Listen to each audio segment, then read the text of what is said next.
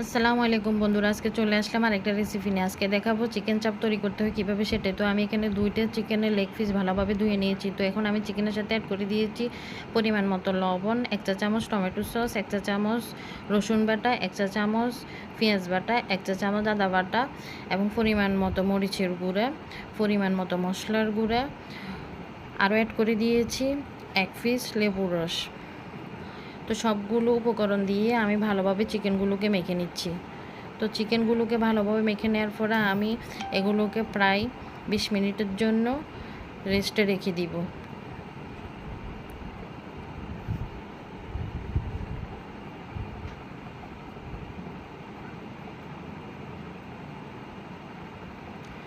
তো আমি আরেকটা বাটিতে নিয়ে নিয়েছি হাফ কাপ বেসন।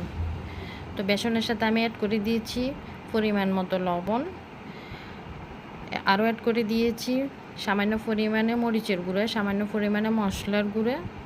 তো সবগুলো উপকরণ দিয়ে আমি বেসনগুলোকে ভালোভাবে মেখে নিচ্ছি। তো এখন ঢেকে রাখা চিকেনগুলোকে আমি বেসনের মধ্যে দিয়ে ভালোভাবে মেখে নিচ্ছি, যাতে বেসনগুলো চিকেনের গায়ে ভালোভাবে লেগে যায়। তো চিকেনগুলো মাখানোর পরে এখন আমি চলে আসছি চুলায় একটা ফ্রাই প্যান দিয়ে আমি দিয়ে দিয়েছি খাওয়ার তেল। তো তেলগুলোকে একটু ভালোভাবে গরম করে নিয়েছি। তো এখন আমি দিয়ে দিয়েছি চিকেনগুলো। তো এ পর্যায়ে চুলার আঁচ কিন্তু মিডিয়াম হিটে থাকবে। তো চিকেনগুলো যখন একটু কালার হয়ে আসবে তখন আমি উল্টিয়ে দিব। প্রায় 5-6 মিনিট পরে আমি চিকেনগুলো উল্টিয়ে দিব।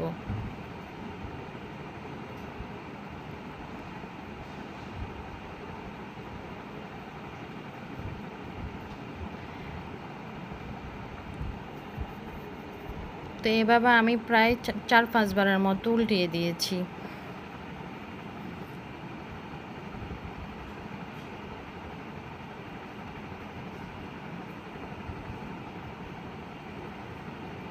যখন এরকম কালার হয়ে যাবে তখন আমি চিকেনগুলোকে নামিয়ে ফেলব।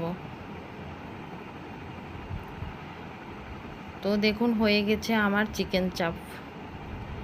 এই চিকেন চাপটা বিকেলের নাস্তায় খেতে অনেক মজা। চাইলে বাসায় বাচ্চাদেরকেও দিতে পারেন বিকেলের নাস্তায়। তো আমার ভিডিওগুলো কেমন লাগে অবশ্যই কমেন্টে জানাবেন এবং ফলো, লাইক, কমেন্ট ও শেয়ার করবেন।